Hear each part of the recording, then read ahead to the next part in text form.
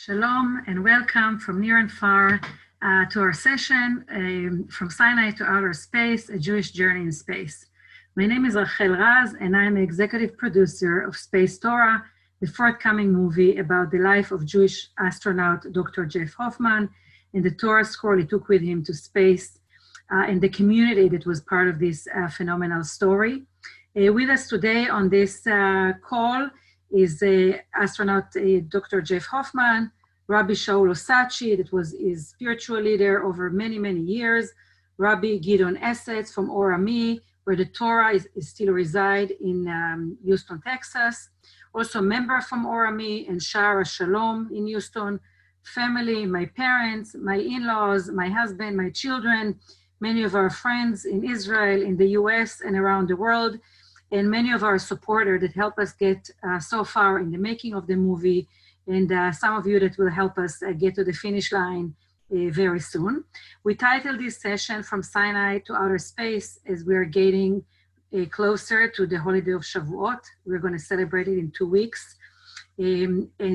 Jeff Hoffman, when he went to space, he was thinking about the new frontier where Jews will go and build communities, and they will take with them their tradition and the Torah, and he was pioneer in doing that.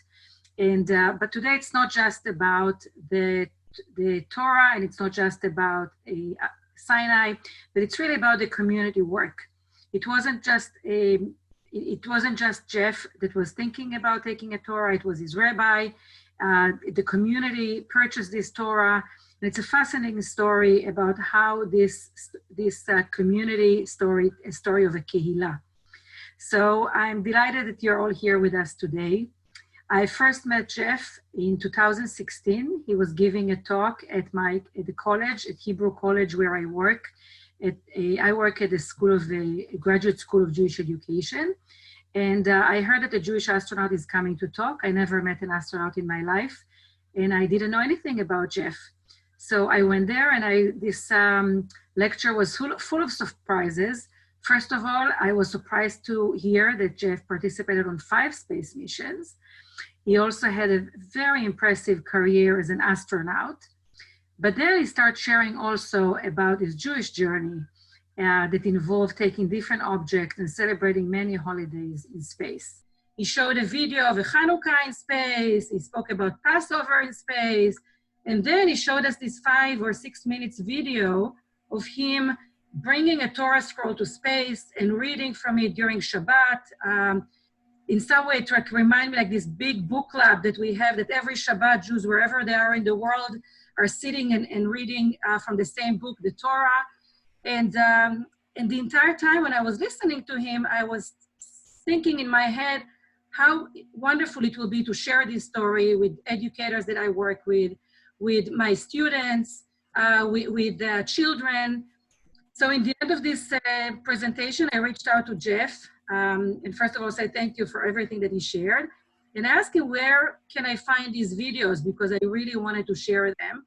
And he said to me, they're not available, the video of the Torah, it's on my computer. And I said to him, what do you mean on your computer? It happened 20 years ago. And he said to me, I was busy. So Jeff is a person that I learned is busy doing and not busy sharing. So I'm very happy that at this particular moment, I immediately asked him if he'll be open to make a documentary film. And he said if it's done professionally, so yes. Until that particular day, I didn't know anything about making a documentary film. But I went home and I spoke with my husband. I spoke with many people. And I knew that we must share this story and bring it to the world. So today, even this gathering of you learning more about it and knowing more about it is part of what I've been doing for the past 4 years, trying to share this inspiring story with more and more people. As you can see on the screen, spacetoraproject.com is our website. You can also see some photos from different stages in our production. We're very fortunate to work with the Museum of Science in Boston and film there in Jeff's home, in Jeff's office. I did lots of research in the past few years and met many wonderful people that are actually on this call today. All of this project is supported by the community. So we have many of our supporters here on this call. So thank you very much to all of you. I'm thrilled to say that probably in a month and a half, the movie will be done. We're also in the last phase of our fundraising. So thanks again for all of your support over the years and for anyone that would like to join our support in the future. As part of this journey, I actually worked with the Israel Postal Service and we designed these beautiful commemorative stamps. And stamps are also part of our fundraising effort. So if any one of you, I know that we have several stamp collections here in the crowd that thanks to these stamps, I'm now in touch with them and we're already thinking about new projects together. And this is Jeff actually signing some of them. So I know that you're not here to hear me so much. You all want to hear from Jeff. So I'm going to move now and allow Jeff to share with you his story. Okay, thanks, Rachel. And I'm going to bring my... Right. First of all, a big thank you to Rachel because she is an unstoppable force, and without her, this whole project would never have gotten started. You know, I had hoped at one point that a Jewish TV network in Los Angeles, who actually did the Hanukkah and Space Dreidel movie, had expressed an interest, but I had been over in France for 4 years after I stopped flying in space. And when I got back, they weren't there. And so, as Rachel said, the video of the Torah stayed on my computer until Rachel decided that that was unacceptable and something had to be done about it. And she's really made it happen. So a big thanks to you, Rachel. I just want to very briefly to share some of my experiences in space with emphasizing the Jewish aspects, given the special audience here. So this is kind of the opening line that you get when I was a little boy growing up in New York. Of course, there were no real astronauts, so these were my heroes growing up, Buck Rogers and Flash Gordon. And I really lived through the birth of the space age, including the very first astronauts. And of course, like every red-blooded American boy, I thought it would be great to be an astronaut. Back then, they didn't have models for the girls. Luckily, we do now. But in any case, it soon became apparent that these were all military test pilots, and that was not a career that I had in mind. I was very interested in math and science, and particularly in astronomy. Maybe just there was something about space, either traveling there or studying it, appealed to me. So I went on, got a doctorate in astrophysics at Harvard, went over to do a postdoc in the UK, which is where I met my lovely wife, Barbara. And our oldest son, Sam, was born over there. This was just before we came back I had gotten a job at MIT. Baby Sam was 10 weeks old. And back at MIT, I was working in space activities, launching telescopes to look at X-rays on big satellites, launching them on big rockets. This is now the mid to late 70s when NASA was testing out what was then the brand new space shuttle.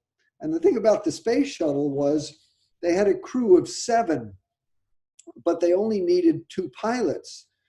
And so those extra 5 places really opened things up for scientists, engineers, medical doctors. And when NASA put out a call for astronaut applications to fly on the space shuttle, I put mine in and was lucky enough to get selected.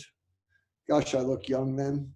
This was back in 1978, the first group of shuttle astronauts. The also the first American women who, all of whom would eventually fly in space. Sally Ride, of course, being the first one.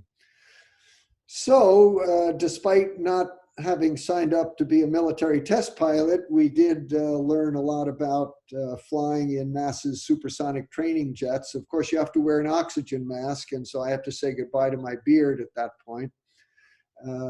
Still had some of the shaggy hair left over from the late 60s, early 70s. And that was certainly a lot of fun, not something that I had ever anticipated doing before. And of course, the big exciting moment for any new astronaut is when you get assigned to your first flight. And our first flight on the Space Shuttle Discovery was taking place during Pesach. We go into medical quarantine about a week before the launch because we don't want to get exposed to common cold germs, which have a 1-week incubation period. So as you've heard, I've celebrated a lot of Jewish holidays in space, but my first attempt was actually a bit of a failure because I did bring matzah into the crew quarters where we were living and eating. And I asked the woman who was in charge of the food for the shuttle if I could bring some matzah with me on board. Well, she had never seen matzah before, but she picked up a piece of it, broke it, and of course crumbs floated all over the place. And she looked at those crumbs and she said, matzahs and space flight are not compatible because, of course, as you can imagine, crumbs, unlike here on Earth where they fall to the floor and you can mop them up or vacuum them up, in space they just float around and they can actually be a hazard if you inhale them. So the most popular kind of, we don't even use regular bread, but we use tortillas a lot, which are very nice. And by the way, every day in space is a bad I did bring at the rabbi at Shar HaShalom, Arnold Stiebel, asked if I was interested in bringing some Jewish ceremonial objects into space. And he put artisans. This is one example. I've taken many mezuzot into space. You have to make some allowances. It's not just a problem with not being able to take matzah, but you can't nail the mezuzah to the door of the.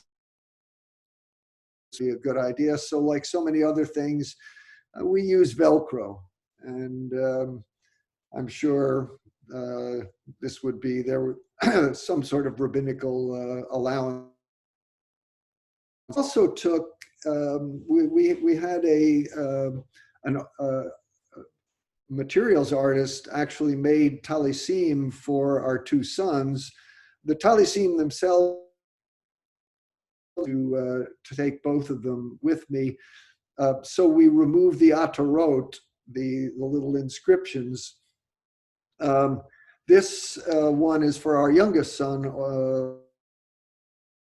an homage to the constellation Orion, which is my favorite constant. And this is a passage from the book of Job, the voice from the whirlwind, about can you, and so off the stars in the sky. And we have used those talisim to make the huppahs for the weddings of both of our sons. This is the wedding of our youngest son and our old address to Oren and his wife, Mina. On that flight, my first flight, I performed what ended up being the very first contingency, that is unplanned, in an attempt to rescue a failed satellite. And that actually put me in the group of astronauts who were eligible to go up on the very, very critical mission to repair the Hubble Space Telescope. Because it was so critical, they decided only people who had previously done spacewalks could do space. Since I had done one on my first flight, even though it had not been planned beforehand.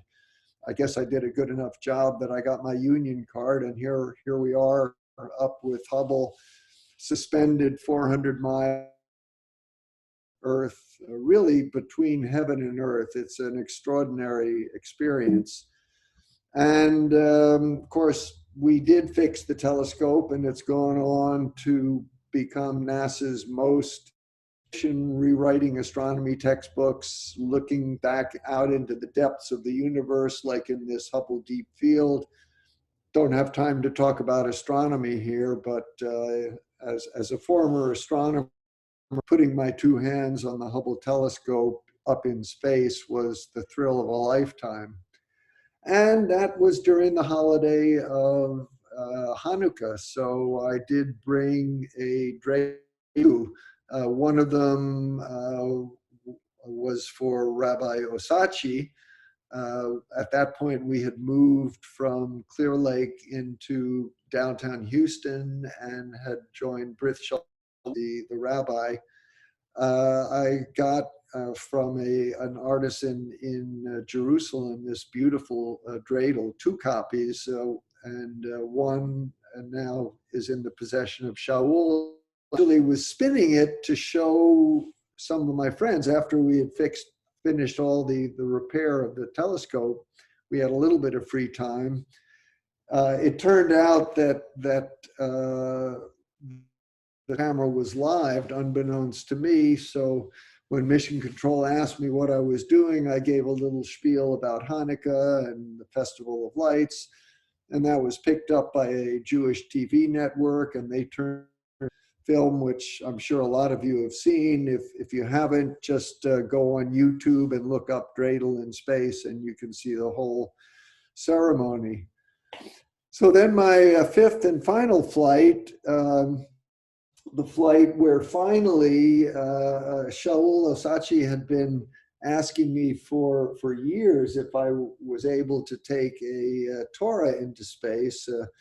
Normal Torahs are much too big, and I'm sure he'll tell some of the story later, but he located a very kosher miniature Torah, which I did take, and also I continued the process of in the sleeping compartments. And I shared this with Scott Horowitz, who is another Jewish astronaut. So he was on a different shift, so he would use it. And once Scott was sharing the same bunk, we decided to leave the mezuzah in there permanently.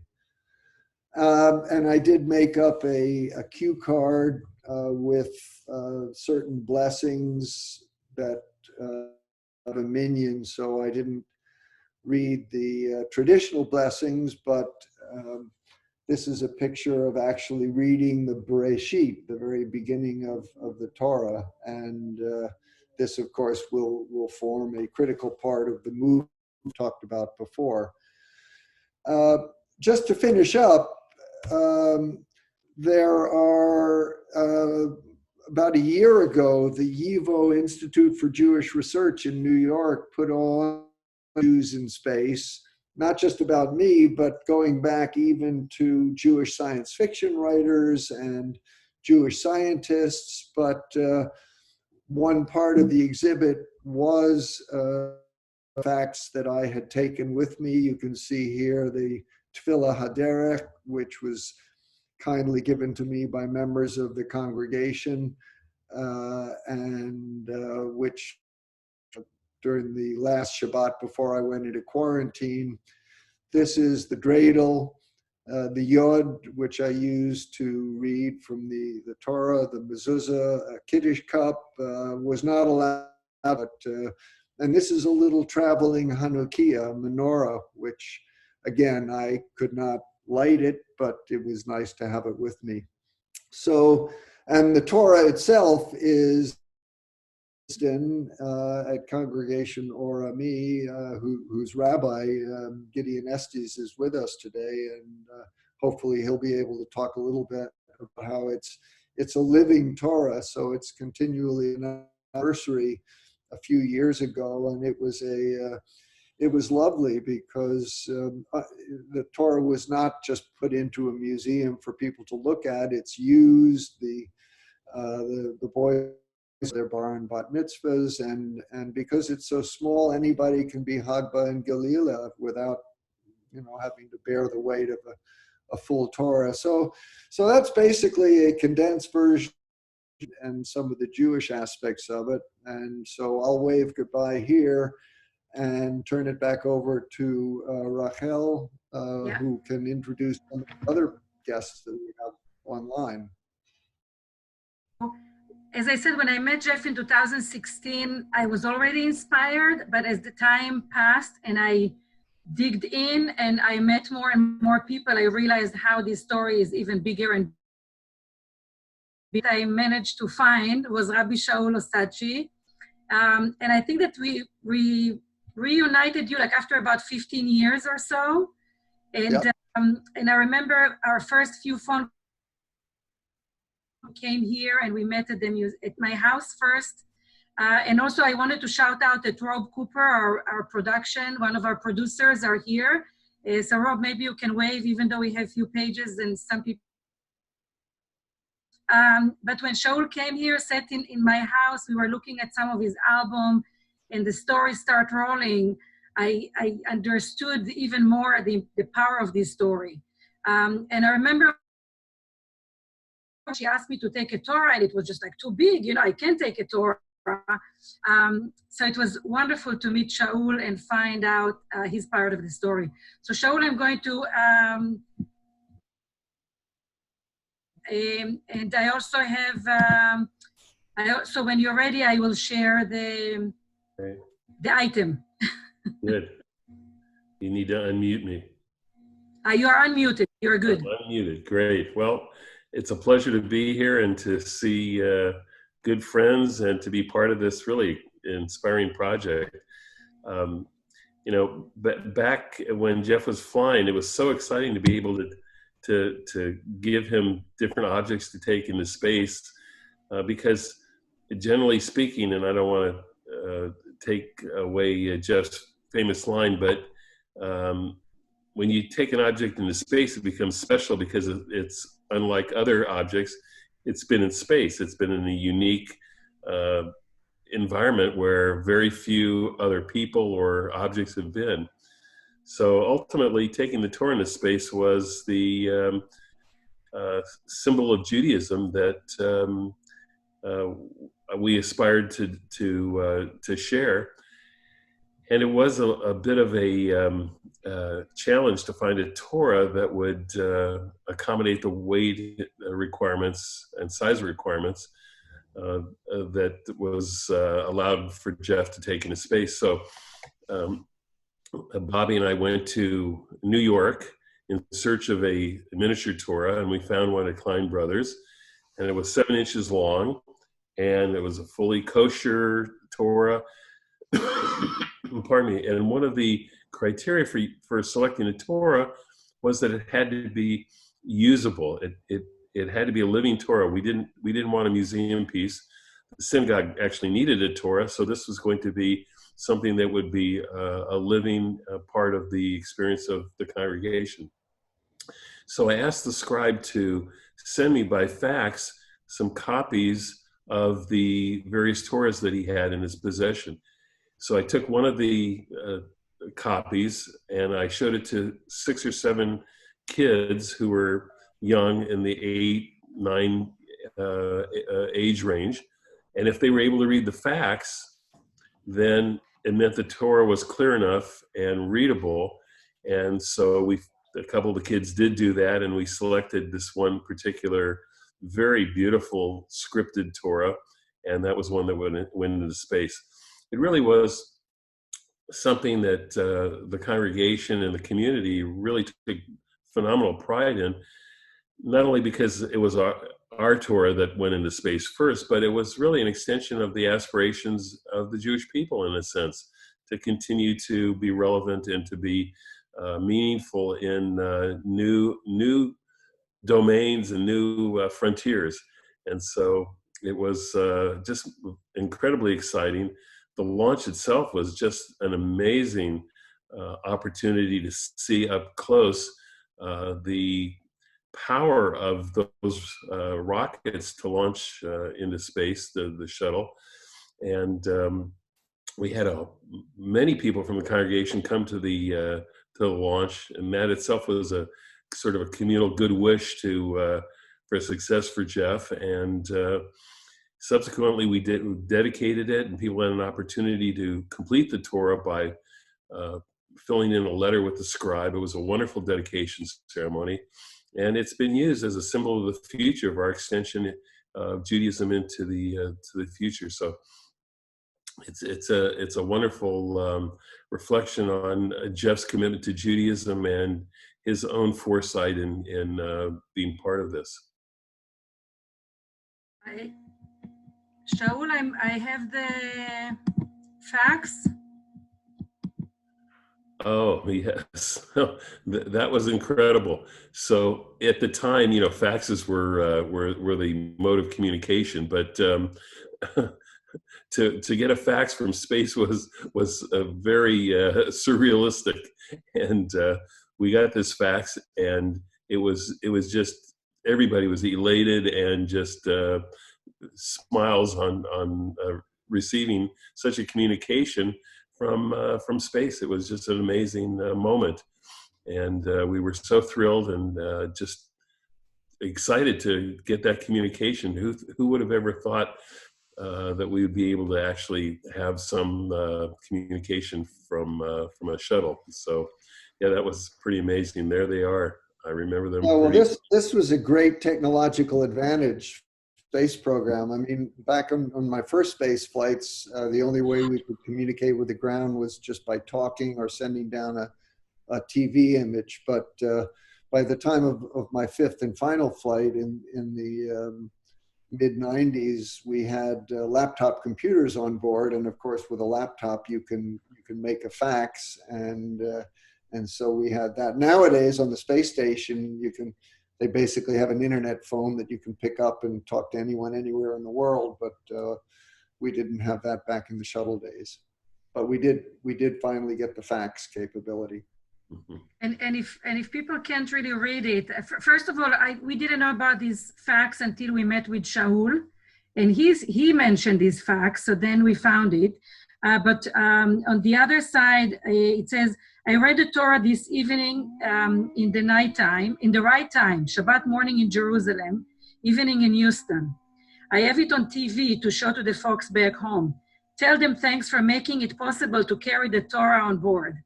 Scott and I share the same bunk, so I leave the little mezuzah Velcro to the door. So Scott Horowitz, another Jewish astronaut. So this was very powerful. I remember when we find out about it. So thank you, Shaul, for sharing your part of the story. And as I say many times, if it wasn't for you, probably or maybe we wouldn't have Space Torah. Well, it was the Torah itself, just by as an aside, was generously donated by a number of people in the congregation who put the funds together so that we could purchase that Torah. So it really was a community effort. And that's what another aspect of that drew me to make this film is, it's not just the Jewish journey, but it's the community work and all of that together. And I want to move now when talking about community. So Jeff took with him several other mezuzot. One mezuzah on the left, it was actually the one decorating the Museum of Science in Jerusalem, the Bloomfield Museum and the Hebrew University. And the one on the right, you see it, it's the one from Jeff Hoffman, that it's a Char Shalom, it's his first congregation in Houston. And I want to invite Ron Zagulin to share a few words as a member of Char Shalom, but also as somebody that worked in NASA and was at mission control on some of your missions. So, sure, I remember Ron very well, and it's haven't seen you for ages, Ron, but it's great to see you at least on a Zoom call. And it's wonderful to see you too. It's interesting. We have a very strong connection, Jeff. Not only the synagogue Shar HaShalom, but I think you know that Rabbi Osadchey married Amy and I at Bris Shalom years ago. And I won't get into the story that I know he's told way too many people about the exciting experience of our wedding, but it's nice to see him as well. Yeah, our synagogue in Clear Lake, some people refer to it as the synagogue of space. We have a lot of connections. When I first got there, it was wonderful to meet Jeff, and as a Jew who worked in mission control, it was thrilling to see the connections that Jeff provided to the Jewish community. I was fortunate enough to be in the control center for some of his flights, and I saw the dreidel spinning and the other moments that you provided. I provided that picture that you saw earlier. That mezuzah is hanging at the entrance to our sanctuary at Shar HaShalom, and it reminds us, not that we need reminding, but it reminds us of our connection to the space community. We've had the good fortune to have that connection. And, and from a sad standpoint, Ilan Ramon was a member of our synagogue as well. And we went through the sadness of losing Ilan on his flight. Jeff, I remember very well your first flight, 51D, because as part of my responsibility, I was responsible for the RMS. And which we weren't even planning to use originally. It just happened to be on the shuttle, and it was easier just to leave it on there rather than take it off. That's right. And we haven't had any training on it since, you remember our flight got postponed 4 different times. And, right. And it was, I think, the second version of the flight where we were going to deploy a Spartan satellite where we got our rendezvous and RMS training, but we hadn't done any training for that for 9 months. So yeah, it was quite an experience. Well, unfortunately, you're the cause of me losing a lot of sleep, because I had to go into the MDF at the time, and we developed with the EVA folks and some of the astronauts what became known as the fly swatter, right, and the lacrosse stick technique, and we simulated that in the MDF with the crew, with some of the astronauts, and we figured out a way to do it. And it was a wonderful experience seeing you get to do the first unplanned spacewalk. That was fun for us. So it changed my life. It did. You did such an outstanding job. Look where it took you. 5 flights and on the shuttle. But that experience is something that I will remember forever. We were all sitting there hoping that those 2 methods were going to activate the satellite. Unfortunately, it didn't. But what it did show was the remarkable skill and expertise that engineers, mission control, astronauts could all get together and come up with a technique like that in the spur of a few hours, figure out how to do it, write your procedures, and then to see you actually do it on orbit. Even though it didn't work, it was still a strong statement of the importance of manned spaceflight, manned and female spaceflight. Yeah, what we set out to do did work. We did flick the switch several times, but it turned out that was not the ultimate cause of the problem. But it was still, I think, important because several months later they sent up another crew to revisit that satellite, and knowing that the most obvious potential problem was not the real problem, they had all sorts of extra equipment, and they actually went into the guts of the satellite and hardwired the ignition circuit, and in the end it did work. So it, as part of a much larger story, we were the first chapter. Right. Anyway, I'll turn it back to Rachel. Thank you, Ron. again, like with Shara Shalom, I contacted recently. So I get so many photos. I spoke with Ron and I learned so many new things. So this journey, it's really fascinating also for me with all the people that I meet along the way. I also connected recently with Nancy Pikus. Nancy was part of the families, and she will tell us what she did as part of the Space Torah, with the Space Torah journey. And I heard her name many times, every time that I saw this original video from space, because Jeff was mentioning her. And we connected a couple of weeks ago or months ago. So Nancy, maybe you can share with us a little bit your connection to the Space Torah. Okay, well, thank you, Rachel. Thank you for having me. And Jeff, it's wonderful to see your face. Shaul, it's nice to see you as well. First of all, last night I was talking to my son who lives in California, and he was lamenting the fact that he was not going to be able to be on this call today. And we were reminiscing about the time when we saw the video the first time.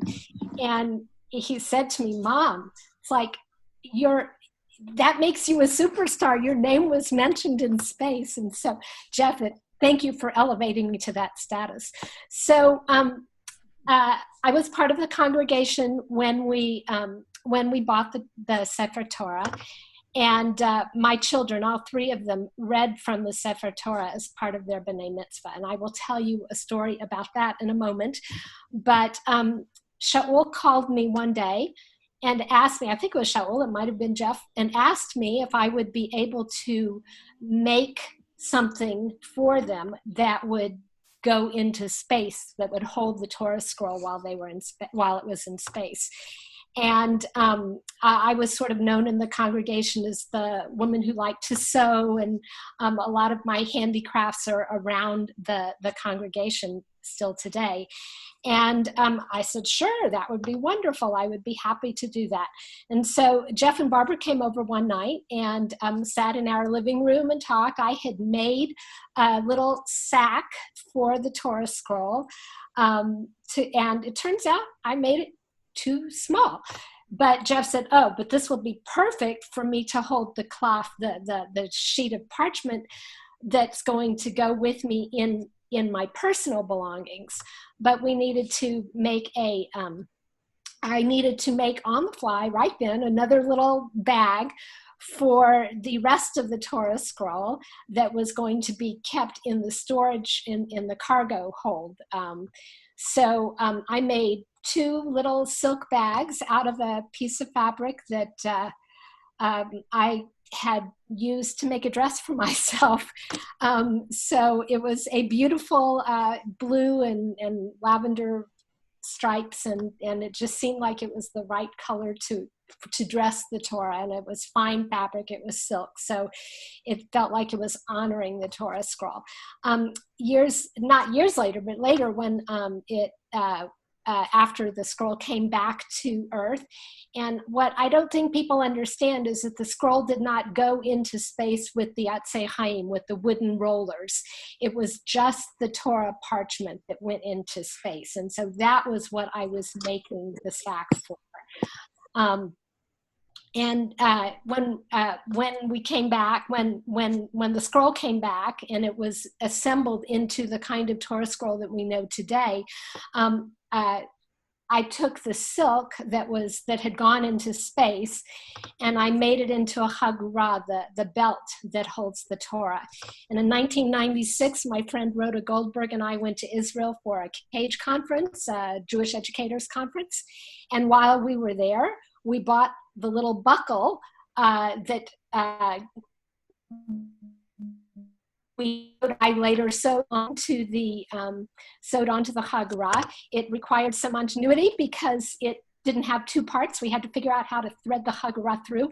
But now that hagura, the belt that goes on the Torah scroll, is another example of how the community is involved.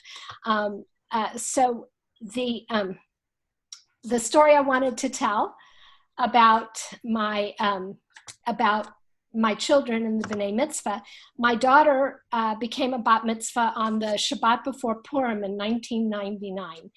And you read from 2 Torah scrolls that day. She read from the first Torah scroll for the last couple of aliyot, and then she read the maftir from the Space Torah. And it's not like she hadn't practiced from the Space Torah. She had, but we, I taught her because I'm a Jewish educator, and I taught her her Torah portions. And as she was on the bima reading the Torah portion, the maftir, she finished it up, but she stumbled at one point, and I was very surprised that she had, because it's not like her. And she finished everything up and did everything, and everything that needed to be done afterwards. And she told me up on the bima, she said, "Mom, I think there's a mistake in the Torah." And so Shaul and I looked, and she was right. There was the word "et" that wasn't supposed. I didn't get a chance to check this morning whether it wasn't supposed to be there or it was missing.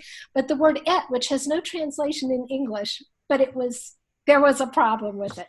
So 4 years later, my son Aaron became a bar mitzvah as well. And he and I were trying to decide whether this happened during his bar mitzvah or whether it happened at a different time. But he became a bar mitzvah for Shabbat Shirah, which is when you read the Song of the Sea, Shirat Hayam. And I was the one who read that particular portion. And as I read it toward the very end, I found a mistake. And Shaul later told me that Picus women were never going to be allowed to read from the Space Torah again. But that's actually not what happened. But we did read again. But my children and I have a tremendous affection for the Torah because of that, because like human beings, it also needs help and repair sometimes. And we were proud to be part of the community of the Space Torah. Thank you, Rachel, and it's back to you. Thank you, Nancy. And now I want to call Rabbi Gideon Essetz. He is the rabbi at Or Ami, as I mentioned, in Houston. And I was very fortunate, I think 2 summers ago, to visit and hold the Torah and read from it a little bit. So it will be interesting to hear how this Torah is still alive and used. And so maybe you can share with us that this is not a story in the past, but this is a ever-evolving story and part of our fabric of life. Yes. So, hi, thank you all. Jeff, it's nice to see you again. Shaul and Nancy and Ron and all the people I know. And thank you, Rachel. So, when I came 10 years ago to Or Ami, one of the points of pride of Or Ami is that they have 2 Sifrei Torah. They have a lot of things. One that was survived from Auschwitz, Czech, and then the other is the Space Torah. And so they kind of told me the story about it, and this beautiful Torah, which is we have that's being used. And it's a used Torah. It's not a Torah that sits as a museum piece. It's something that is of great pride of the synagogue, and we use it. Among the customs for the Torah is that we have the tradition of always using it for Yizkor, and that we have our 2 special scrolls of the Space Torah and our Holocaust scroll, which are the 2 scrolls that we use for Yizkor. And so the main reading for the holidays comes out of the Space Torah, and then the other scroll. So it's used, multiple times a year. And additionally, many kids for their bar bat mitzvah, we generally let them choose which scroll they want to read from. Is they choose the space scroll that they want to read from it. One also for kids that can't carry a heavier scroll. It's very light, so all kids can carry it for the procession.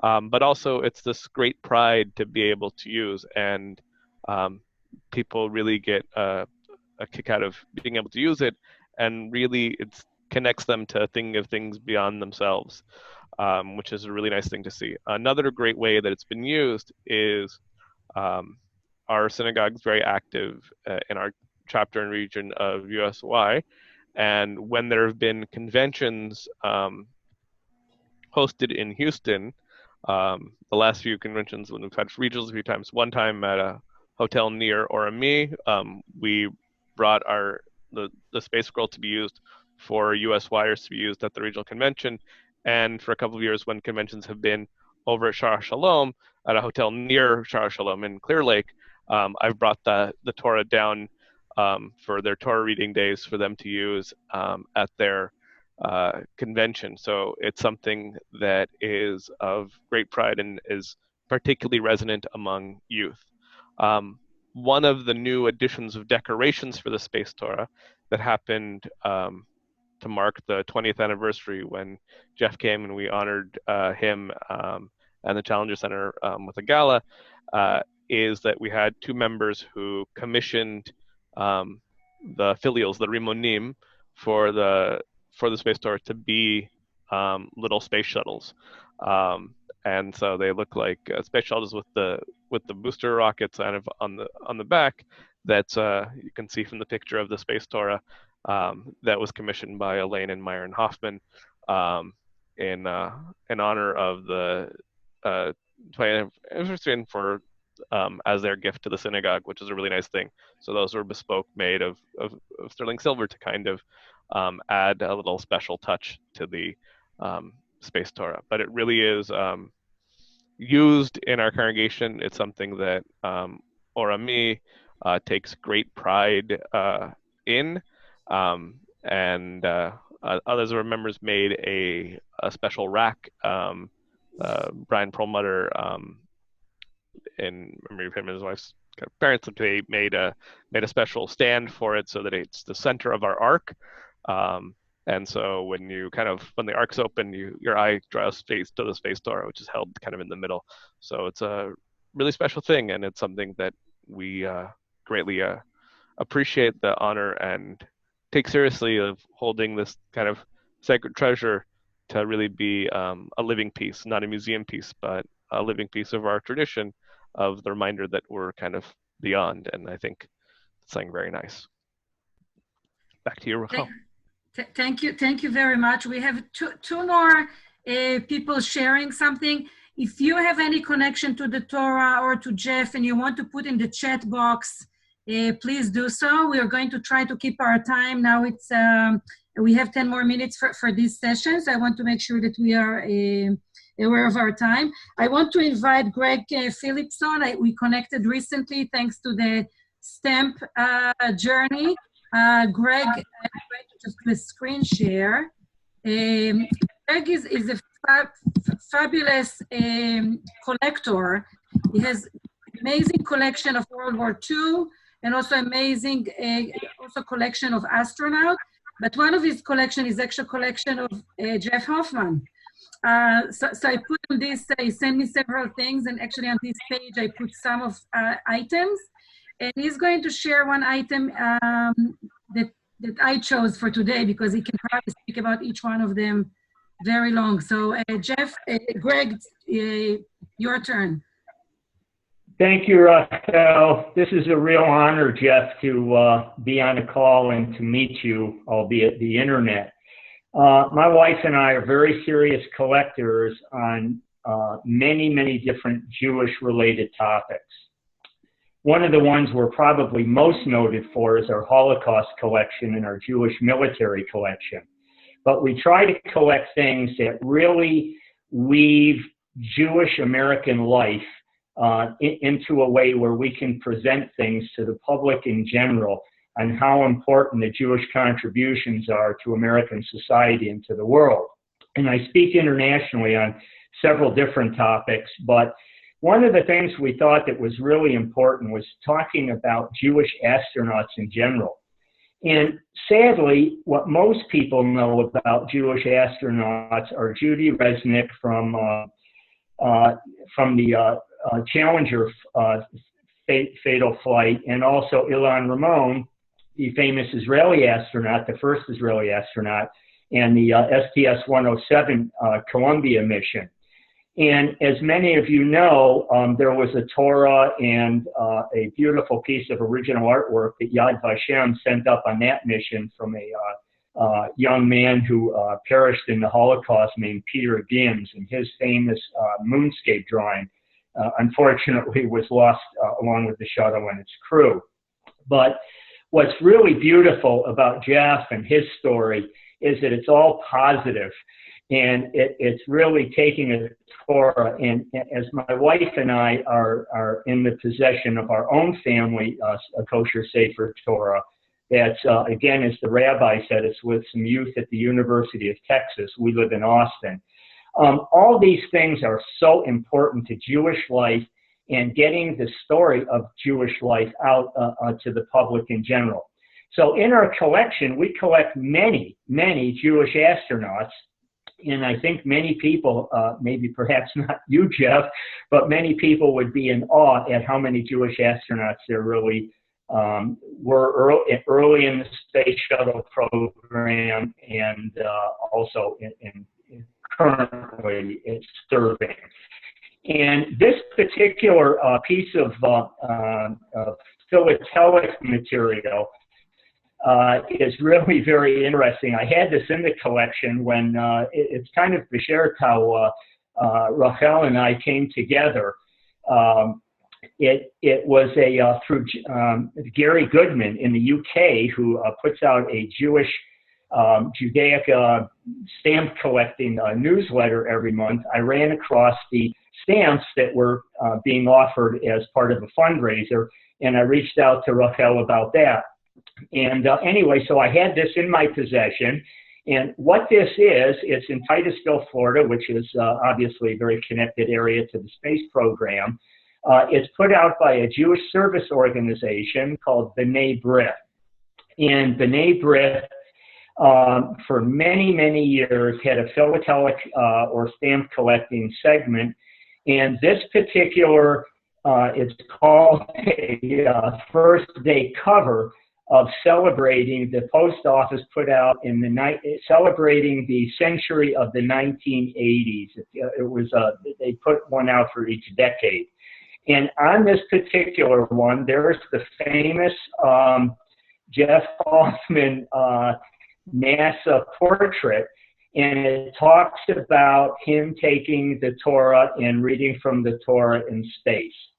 And the stamp has very little to do with this particular cachet of Jeff on the cover, but it is one of the stamps that's in the stamp sheet that contains from the 80s the space shuttle, and that's why this was on there from the 80s.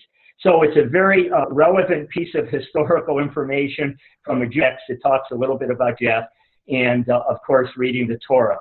What came along with this is a stamp information sheet, or an information sheet that I have here, and it says astronaut Jeff Hoffman and the Space Shuttle Program. And it's a full sheet of a bio of Jeff. And as Rachel said, it's we have many, many items about Jeff and the particular missions he was on, but also of, and Jeff, you may find this interesting. We have, and it's the only one that I know of, a T-38 Talon helmet, an original helmet that has all sorts of insignia and what have you, and constellations, because I know you're an astronomer, of the constellation that's on there that represents the 7 members of the STS-107. One of the stars in the constellation is Morgan David. Oh. And it's a beautiful piece, and perhaps one day we'll show that on the... But I'm going to turn it back to you, Rachel. I really appreciate being part of this, and it's so exciting on so many levels for me to watch this and just see how professionally bringing to light such an important piece of American and Jewish history to the world. So I thank you personally for that. Thank you very much, Greg, and I'm sure that we're going to continue our conversation and exploration. I just want to give also for 1 minute an opportunity to our producer, Rob Cooper, to say hi to everyone and maybe share where he is with finalizing the editing and finishing this movie. And then we can wrap up, and maybe Jeff will say nice goodbye to all of us. And so Rob, if you're there, unmute yourself and say hi to all of us.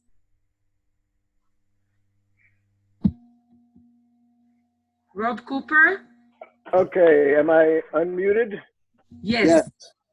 Okay, great. So I don't want to beschreibe by even mentioning, but this is like the minute and a half Oscar speech where I think that's what I've got, a minute and a half. I pull up the envelope and just run through some thanks. About 3 years ago, Ken Hausman, who my wife knows through an organization they're members in, connected us with Raquel. And I'm forever grateful because it's sort of the ultimate mitzvah to have the opportunity to tell a story. The idea of reading from Bereshit while in the firmament, essentially, is something I still can't get over. And I remember when we were interviewing Jeff at his condo, and he's got this amazing glass table that does amazing things. And his hands were resting on the table as my wife Pam was interviewing him. And I'm thinking, these are the hands that fixed the Hubble telescope. And I threw the thick gloves and everything, and I'm still getting over that. Quick shout out to Ann Perlmutter at Rabbi Esther's congregation, or Ami, who facilitated. We, about 6 weeks ago, just before COVID locked in, we did a remote shoot with a very skilled videographer in Houston to actually get dramatic footage of the Space Torah, which we're so happy to have. And really quickly, we call Raquel the Energizer Bunny. She just bangs the drum and keeps going. And this is sort of, if anybody remembers the lilies of the field, we've called this the Jewish lilies of the field, because Raquel's belief is a beautiful, and Jeff mentioned she's a force, and she imbues us with the force. And so I got the best, acclaimed to be best director of photography, Austin DeBesh, acclaimed music composer, Billy Novick, who's made a phenomenal score that we're editing in, Shady Hartshorn, who's a great editor from WGBH and Heart Punch Sound Studios that does all the front line. And they're all working at anywhere down to 50% of what they would normally be charging. And Raquel has been charging ahead, so we just about get enough money in each time to go to the next step. And the one other thing was the sort of cosmic nature of this, the fact that Jeff fixed the Hubble and sort of brought the light from the universe into our Earth, and then it's Hanukkah. And they actually had, after 6 days of working, they had a 7th day where they were able to celebrate Hanukkah. And it was just, I just think it was the most extraordinary moment. And that's really what I had to say, except I wanted to ask Jeff, aren't those the plates from your missions behind you there? The plaques that Just unmute yourself. Yeah, I muted because the phone was ringing. I think you're confusing it. What you remember from my office, I have all the missions. Oh, right. Okay. These are ceramic plates made. Yeah, I couldn't. They're very vague. I couldn't quite make that out. But anyway, we're tremendously gratified to be part of this. Our problem right now is an embarrassment of riches. We've got the whole structure of the film together. We know where it's going. We got the music laid in, and now the visuals. And NASA has so many visuals, and we want to make sure we get the right ones and the highest quality ones. So that's a couple of months right there to get all of that in there. But we're very excited to see the light at the end of the tunnel. And Raquel keeps bringing in the funding that we're going to need for closing, and we're within sight. So thanks, Raquel, and Jeff, thanks for letting us do this. It's been a mitzvah. Rachel? I hear from Ron. Yes, Ron, yes. Yeah, I just wanted one second to let everybody know, especially Greg, if you're listening, that I forgot to mention an important thing. One of our congregants, his name is Roger Weiss, has created a wonderful hour-long presentation that covers all the Jews that have been in space. all the astronauts from the beginning to current, and it's an evolving project that he keeps updating. He makes this presentation all around Houston and different places. He's working on a DVD and a book, I understand. But just to let you know, Greg, there is a lot of this information contained within Roger's presentation. And I can put you in touch with him later if you'd like. Yes, Ron, I'd really appreciate that. That's wonderful. Great, thank you. I want to be sensitive for our time. We were a little bit beyond our time. I really want to say thank you for all of you that joined us, all of the people as part of the Kehillah, the community that is part of the journey in the past, in the present, in the future, all of our supporters that help us along the way and will continue to support us. Thank you to my family, to all of you that are here and supporting me all the time. And Jeff, I'm really, and Rob and Shaul, it's wonderful to work with all of you, and Gidon. Jeff, if you want to say like one closing sentence. Yeah, just very, very quickly, when I first started taking Jewish artifacts and ceremonial objects into space, I originally looked at it, this was kind of a personal thing that I was doing on my own. It got picked up by one of the Jewish newspapers in Houston and eventually made its way around the country. And I started getting letters and eventually emails when the email world opened up.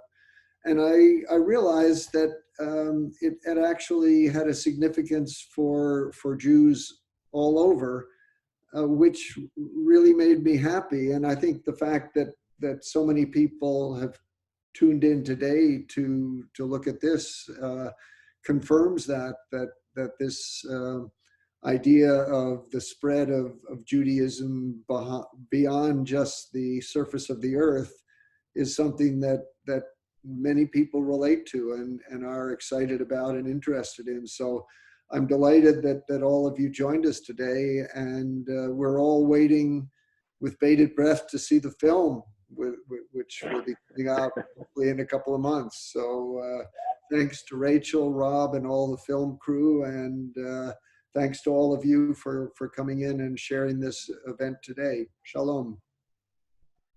Shalom. Thank you. Litraot, everyone.